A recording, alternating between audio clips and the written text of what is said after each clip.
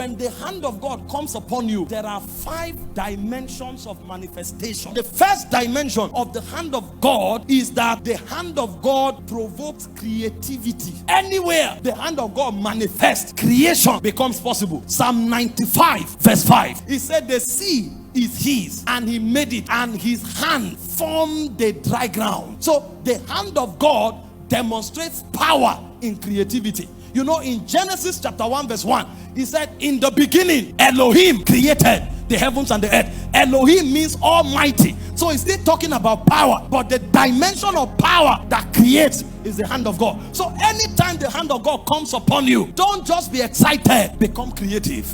The second dimension of the hand of God is supernatural speed. 1 Kings 18 verse 46, and the hand of God was upon Elijah, and he outran the chariots of Ahab, even unto Jezreel. See, when we are talking the power of God, we are not just talking feelings. We are talking power that creates supernatural changes. You know what that means? The king represents status quo. That means the best of what can be obtained, he represents it. And his horses are the fastest. For the purpose of security, you never go to any land where anybody has a horse better than that of the king. But when the hand of God came upon Elijah, he outran the king and his chariots. That means if the hand of God comes upon your life, you will defy status quo. They told you civil servants can be wealthy, and then you now enter a frequency of speed. You receive salary for 2 years and you invest it in a business, and that business brings billions. And they ask you, how did you do it? It's supernatural speed. They told you, this ministry you are going into, until you are 15 years, you won't succeed. You are 1 year, and you start doing what those who are 20 in it can do. It is speed. Yes, it may take somebody else 20 years. Nobody says it won't take me 6 months. If the hand of God comes upon you, you can outrun the chariots of Ahab. The third thing about the hand of God is that the hand of God works wonders. If everything in your life is natural, you are a failure. If you can explain everything about your destiny, you are a failure. Ask those who change things. There are many things about their life that is supernatural, and that supernatural life is a function of the hand of God. Acts 4:29-30, when the disciples of Jesus were beaten, flogged, intimidated, and they were warned to stop preaching, they came to God and said, Lord, now behold their threatening. Behold, they have paralyzed us with their threats. Behold it. They now say, grant unto thy servant all boldness that we may speak the word. How? They say, by stretching forth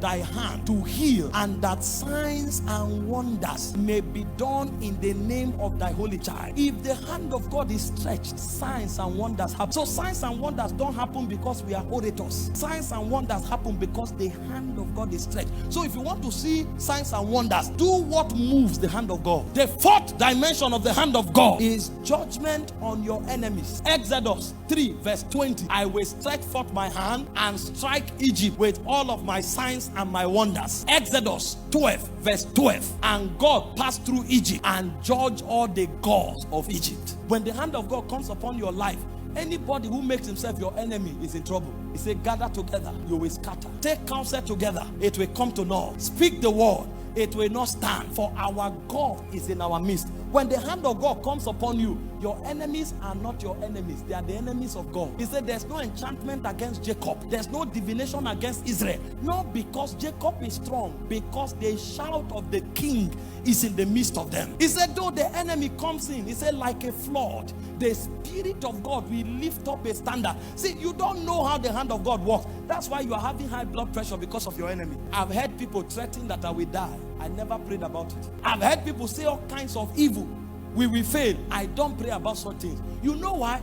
If the hand of God is upon me, that's one of the way he works. You will be sleeping, God will be walking, because he is your defense. He has become your fortress.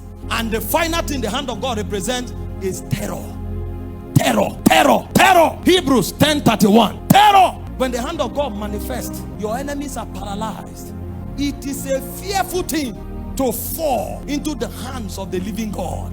It's a fearful thing. Deuteronomy 2 from verse 24 to 25. It says, rise ye up, take up thy journey, go beyond the river Arnon. Behold, I have given unto you Sihon the Amorite, king of Heshbon. Begin to contend with him in battle and possess the land. Why? He said, I have put my terror upon you. Your enemies are paralyzed before you show up. That's why even those gossiping you, when you pass, they begin to confess, because there's something the hand of God does to you. And David knew this. He said, though I walk through the valley of the shadow of death, I fear no evil, for thou art with me. For thou anointest my head with oil, my cup runneth over. He said, in the midst of my enemies I can prosper. See, you don't only prosper where your friends gather. When the hand of God is upon your life, your enemies can surround you. You will still prosper because of what is happening to you. I make bold to tell you tonight that everybody that ganged up against you, from tonight there'll be confusion in their camp. Thank you for watching this video. We trust you have been tremendously blessed. To get more messages by Apostle Michael Orokpo, kindly join our Telegram channel by following the link on your screen. Your life will never remain the same. God bless you.